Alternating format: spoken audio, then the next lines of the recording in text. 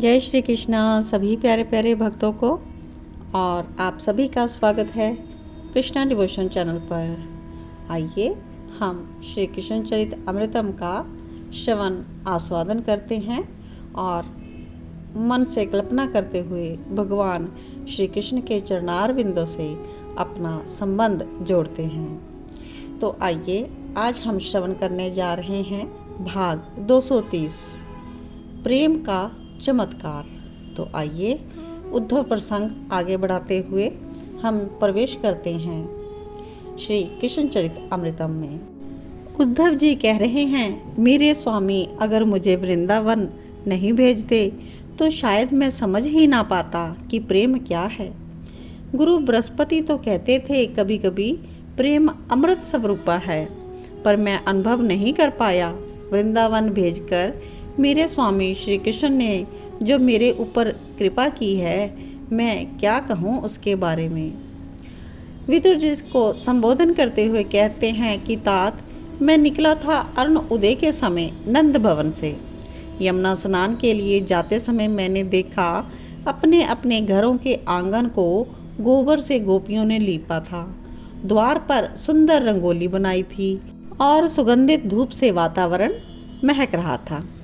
उनके घरों में दधि मंथन भी चल रहा था और उनके कंकन की ध्वनि उस समय बड़ी दिव्य लग रही थी। वो गा रही थी अपने मधुर कंठ से।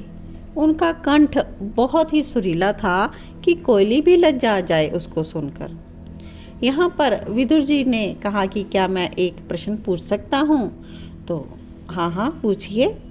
उद्धव, तुम एक तरफ तो बता रहे हो विरह से व्याकुल है पूरा वृंदावन, और दूसरी तरफ तुम ये भी कह रहे हो कि गोपियों ने अपने घरों में रंगोली भी निकाली हुई है, गीत गा रही है, उनके कंकन बज रहे हैं, सब आनंदित हैं।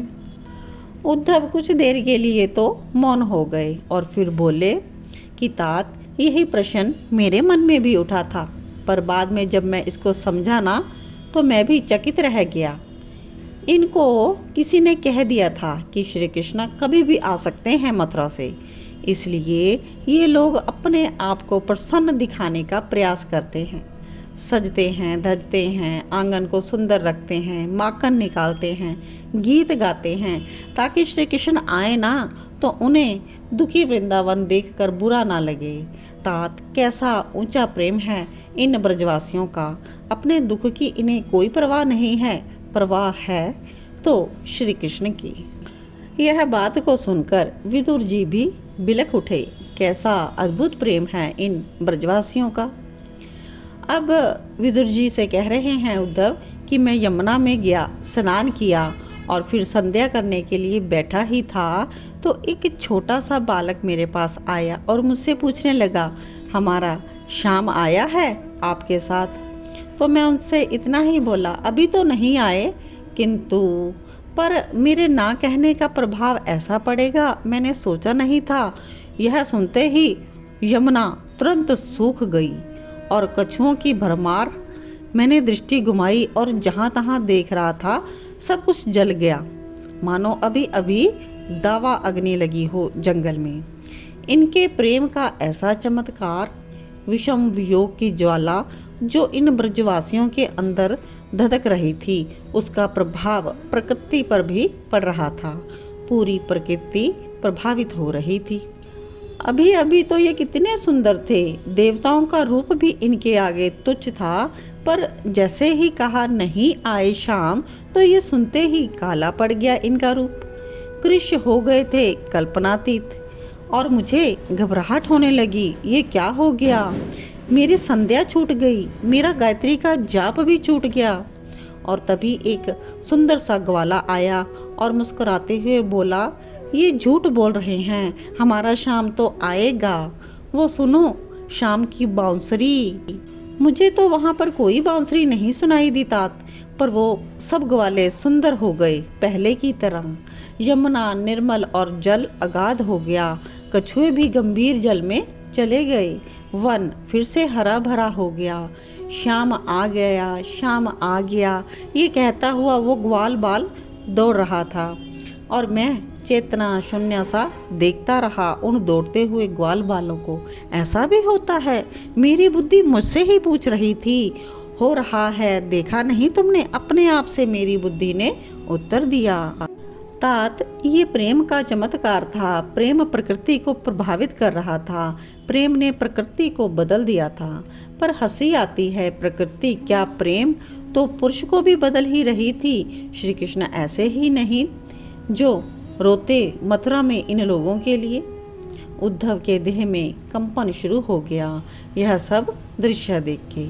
ये प्रेम का ही चमत्कार है, बस वो इतना ही बता पा रहा। जय श्री कृष्णा। वीडियो आगे कंटिन्यू है तो आप सभी श्रवण करें भाग 231 श्री कृष्ण चरित अमृतम का भाग 231 और शीर्षक है नींद भी आ गई। उफ, उद्धव का प्रसंग। तो आगे उद्धव जी कहते हैं कि मैं चकित भाव से सब कुछ देख रहा था कि मैं किस प्रदेश में आ गया। मैं स्तब्ध था, संध्या गायत्री जप मेरा सब छूट गया और मैं क्या करूं। मेरे सामने कल कल बहती कालिंदी थी। मैं फिर नित्य कर्म करने बैठूं और करने में बैठा तो अब मुझसे हो नहीं सकेगा। मैं करने की स्थिति से बाहर जा चुका था क्योंकि मैंने ऐसा वृंदावन का रूप देख लिया था। तभी मुझे दूर से एक दिव्य प्रकाश दिखाई दिया। क्या था ये? कौन बैठे थे वहाँ? जब मैं उनके पास जा रहा था तो मुझे उन्हीं सबके सुबकने की विरह विलाप से त्रस्त गोपियां दिखाई दी। मध्य में जो ज्योति पुंज दिखाई दिया वो गोपियों की प्रमुख श्री राधिका जो थी। सखी, श्याम मेरे सपने में आए, ऐसा एक सखी बोल रही थी। अपना अपना सभी सुना रही थी। मैं तमाल के झुरमुट में छिप गया ताकि वो मुझे देख ना सकें और मैं उनकी बातें सुन लूं, इसलिए मैं छुप गया। तो दूसरी सखी ने पूछा, क्या किया सपने में श्याम ने? वो कहती है, मैं यमुना जल भरने आई, जल भर भी लिया पर सिर में ना रख सकी। इधर उधर देखा, श्याम आ जाते, यह भाव मन में था मेरे और मैंने देखा श्याम आ गए। वो सखी सबको बता रही है।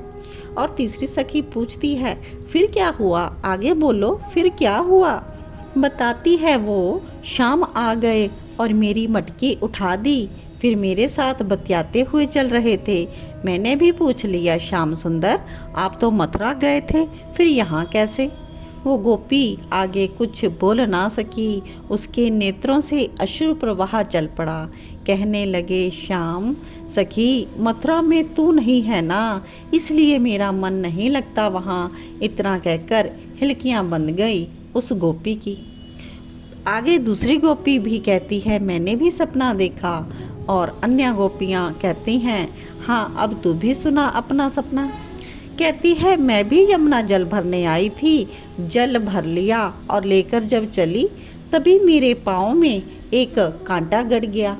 मैंने निकालना चाहा पर नहीं निकला। मैं तो बैठ गई, रोने लगी और श्याम सुंदर आ गए। उन्होंने मेरे पैर का कांटा निकाल दिया। मैंने भी उनसे यही पूछा, तुम तो मथुरा गए थे श्याम, फिर यहाँ कैसे? सखियों, मेरी ठोड़ी में हाथ रखकर बड़े प्रेम से सजल नेत्र करके मुझसे बोले, मथुरा में तू नहीं है ना सखी, जहाँ तू है वहीं मैं हूँ। ये कहते हुए वो गोपी भी विलाप करने लगी। ये सब बातें मैं सुन रहा था ध्यान से गोपियों की व्यथा। हे स्वामिनी जी, आपने कोई सपना नहीं देखा? आगे सखियाँ गोपियाँ श्री राधा जी से पूछती हैं। ये श्री राधा ही थी, मेरा अनुमान ठीक निकला।